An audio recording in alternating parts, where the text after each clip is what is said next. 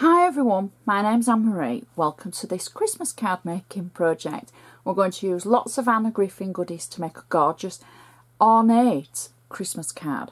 I'll say ornate, but it's quite easy and quick, but the effects will make anybody think, oh, you've taken so long doing that. Thank you very much. So everything I do use I shall put on the list on my blog. If you've got any comments or queries or anything you want to say, please get in touch through my blog or on Facebook, because obviously I've got my YouTube issues and I can't reply to your comments. So the first thing that we're going to need is a base card. Now this is a 7x5 inch card, my favourite size, but it's a landscape opening card. Woo! Now you can easily make your own. We have had a video previously where I showed you how to make one of these, but I will use this for something a little bit different. The first thing I'm going to do is use my bone folder to make sure I've still got that nice sharp clean edge, and we'll turn our attention to the inside. Now this card, I've used some of Anna's old cards that I just want to show you how they look. When you get lots of Anna Griffin kits, sometimes you get things left over. So what I've done is I've taken a few of these cards and I'm using the actual front, and not to waste it, I'm using the inside, but I've just slightly changed how we use them. So the first thing for our inside is, now this is making sure that I'm being economical. It's a layer of ivory cardstock, but it's actually the back of one of the cards that I've cut up to use for this card. So it shows I'm being economical and I'm not throwing anything away. Which, you know, us crafters, we keep everything. Even when we trim something down, we use the back of it, because that's the bit that you would normally write handmade by. So you can see I've cut an oval out of the centre of this, and I'm attaching it to the inside of our card using double-sided tape, so it's nice and flat. One of the Christmas cards that I've used was a green fronted one that we're going to use for the front of the card. And I've taken, I'll show you, I've been economical with it. So you can see this is from the outside. I've cut it into the size of the oval that we've already cut out. And then I've cut another oval in the centre. And you'll have noticed that I used my Xyron machine for adding the glue. Now the oval that we've cut in the centre is the oval that I've cut the sentiment out. Now it's a different sentiment, but I saved it from the card that I've cut up, the green card. So I've cut that out and I've taken it through my Xyron machine, and then that will fit nicely inside the previous layer. And that is our inside finished. So it's nice and flat. There's enough room for you to be able to write your to and from little Christmas message.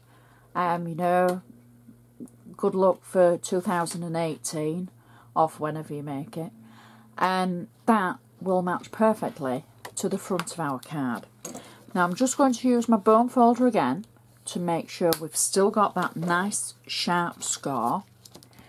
The first layer that I'm going to add, you've just seen it, it's the green layer from the front of a card, because I was looking for some cardstock that I wanted to use with this, and this was the one that matched perfectly. It sang to me and said use me, so I thought I shall use you. So that's our first layer on double-sided tape, so it's a nice flat layer.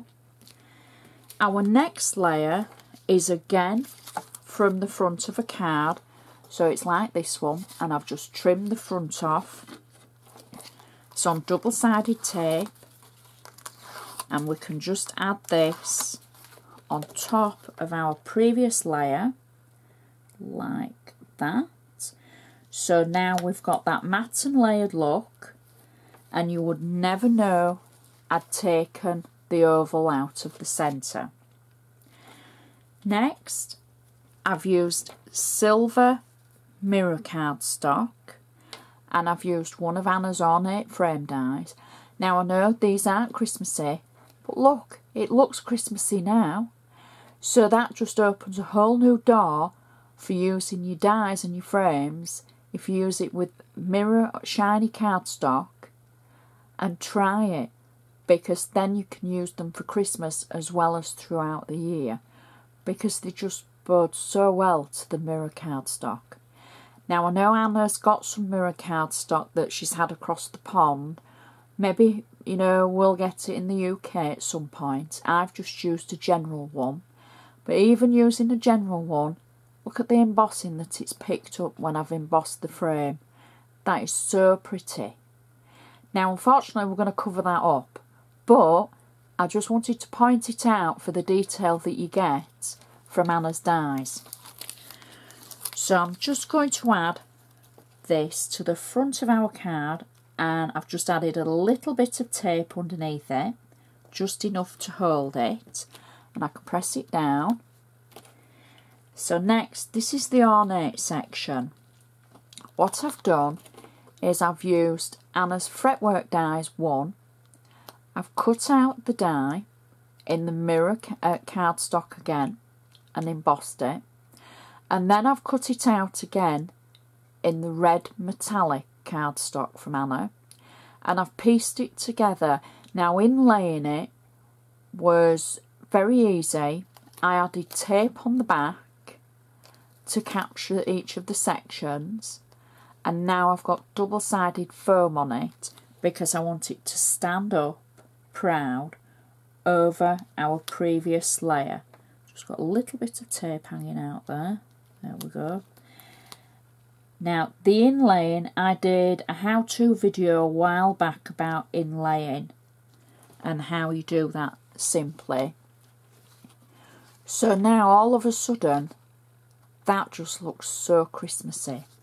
Now we're not going to do a lot more to it. We're going to add a sentiment, and this again was from one of Anna's Christmas kits, and I'm just going to add that through the centre. And I know I'm covering up the embossing, it's a little bit of sacrilege there, but you know what, when this is finished it's just going to be so pretty anyway. I've got a little red bow, and I'm going to add that underneath our sentiment, and I'm just going to see if I can get that a little bit straighter, because I know you'll all be shouting at the screen, oh, it's not straight, Henry. So there we go, that's better. There we go. And now I can add my bow. So I think I'm going to add it there, just underneath. You can add it wherever you like, at the top, at the side. You could use 2 bows. I'm going to add mine there. So that is the card finished. And I think for a very classy, elegant, ornate Christmas card, that is just perfect. And you can see using Anna's normal dies, but just changing the cardstock that you're using has brought them into life.